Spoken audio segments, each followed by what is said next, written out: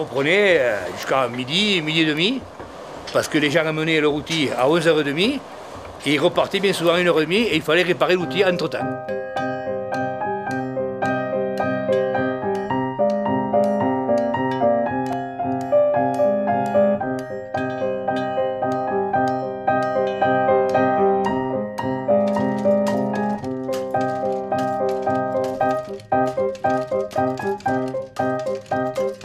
Mon arrière-grand-père était maréchal, mon grand-père était maréchal, mon père était maréchal. Voilà, je pense que c'est peut-être un peu héréditaire. Hein. Donc, mon père s'était arrêté de faire la forge.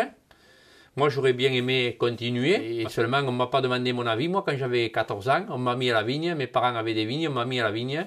Et puis, j'ai passé toute ma vie à la vigne. Voilà. J'ai habité 10 ans à Caux. Et le soir, je travaillais pour un patron. Et le soir, quand j'avais fini, à 5 heures, je montais ici, je venais donner un coup de main à mon beau-père. Hein. Voilà. Jusqu'à 9 heures, on travaillait là. Quand j'ai passé mon certificat d'études, j'ai eu une mention bien. Moi, j'étais entêté, je ne voulais plus aller à l'école, je voulais travailler. Et bien, il m'a dit, si tu ne veux pas aller à l'école, tu vas travailler avec moi. C'est lui qui m'a appris. Il était compagnon de France, et il faisait son tour de France, il a appris à plusieurs endroits, il a appris beaucoup de choses que moi, je ne connais pas. Je ne pouvais pas mieux tomber. J'avais un bon professeur.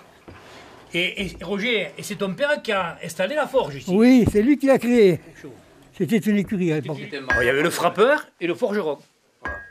Il t'appelait et moi je faisais celui-là. Et suivant le coup qu'il donnait, suivant le climat, je devinais ce qu'il fallait faire.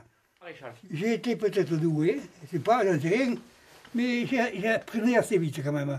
Parce que le métier me plaisait.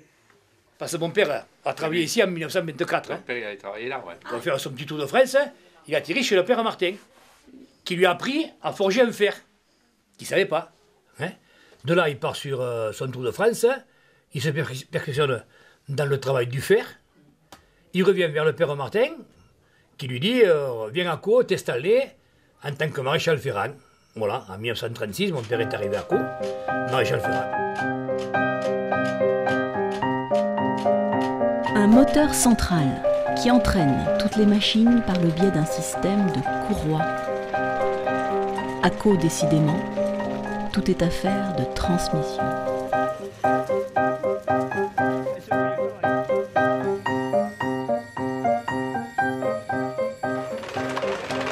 Alors vous voyez ici, pour mettre en marche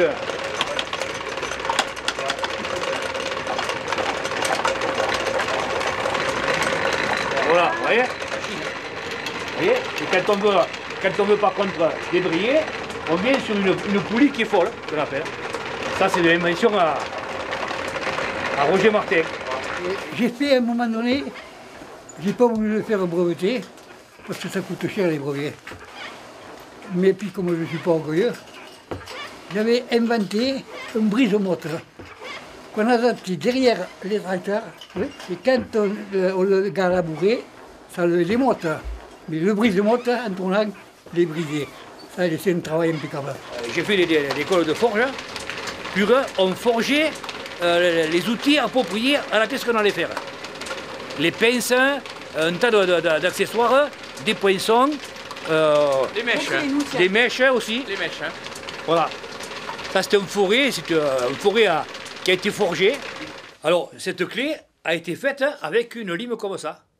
Forgeron, maréchal ferrant, un métier où l'on part de rien et où on invente tout, même ses propres outils. On y répare, on remplace, on recycle.